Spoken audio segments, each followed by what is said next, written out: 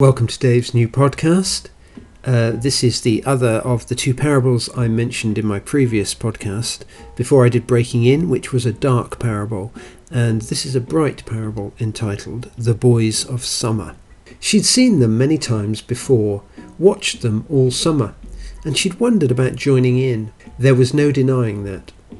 This particular morning she'd seen Steg shove his old camera in his pocket, watched Jack pump the tyres of his bike and Cal fill his water bottle.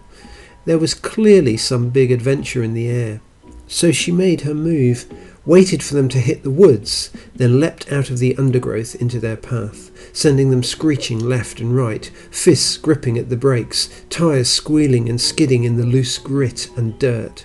She grinned at them as they looked back at her, their faces grimy and covered in solid scowls. "You idiot," they snarled, but she only laughed and helped them up with their bikes. "No harm done," she said as they dusted themselves off and nursed their knuckle scrapes. "Where are you lot going? Can I come?" she said. "No." She made a face, her turn to scowl.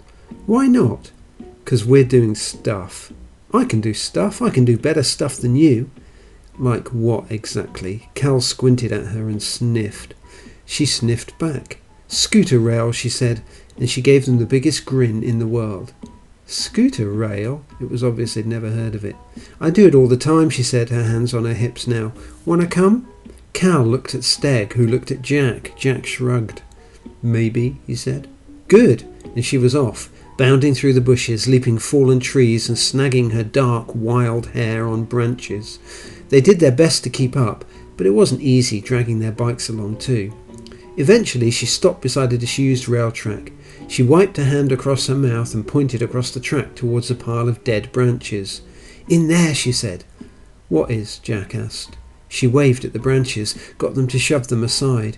There was the scooter rail, an old hand-powered rail cart, now with added pedals. "Pump the handles and hit the pedals here," she showed them, "and you can go like, maybe 40 miles an hour, something like that.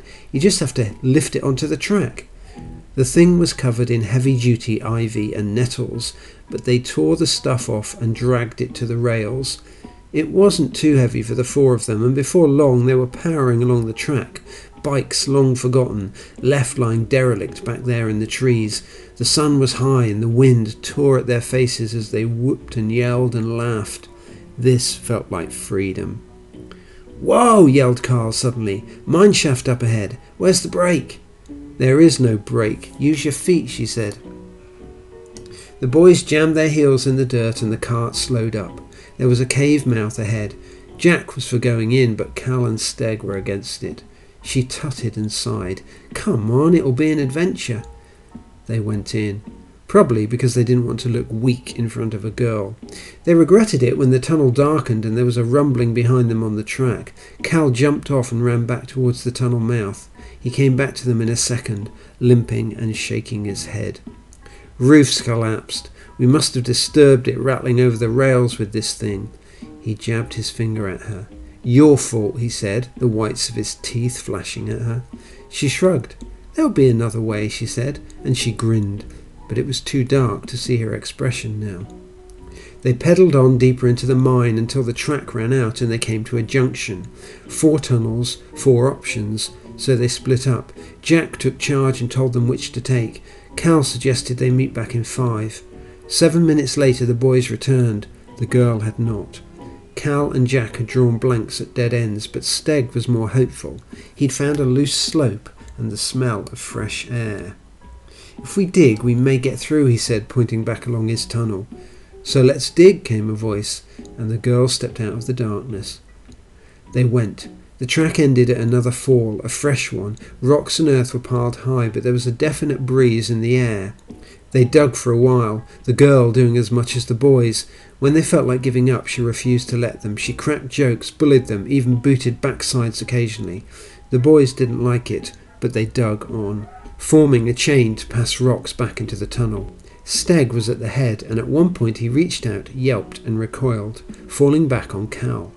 "What was that?" he said, his voice thick with wonder. They squinted into the darkness. Something with fingers protruded from the pile of earth. They dived in, the boys digging like dogs around the hand. Eventually they found him, still breathing. Another adventurer, an old guy buried but alive. As they pulled his body free, they saw daylight appearing. They scrambled through the gap they'd made into freedom. Outside, they paused to catch their breath. "Man, we saved this guy's life," Cal said, and the others grinned. "Lucky, eh?" said Jack. "He'd never have been found. Steg, get a shot, and then we'll get him home, quick." Steg pulled his old camera from his pocket, and the others posed beside the mine shaft and the unconscious rescued man. Steg set up the camera, then ran back to join the group. The camera fired in quick succession like a machine gun, 4 shots, blam, blam, blam, blam. They grimaced and grinned. Back home, when the old guy was safe, and Steg developed the pictures, there was only the 3 boys and the rescued man in the shots. She was not there. She was always missing in those pictures. Psalm 46, verse 1.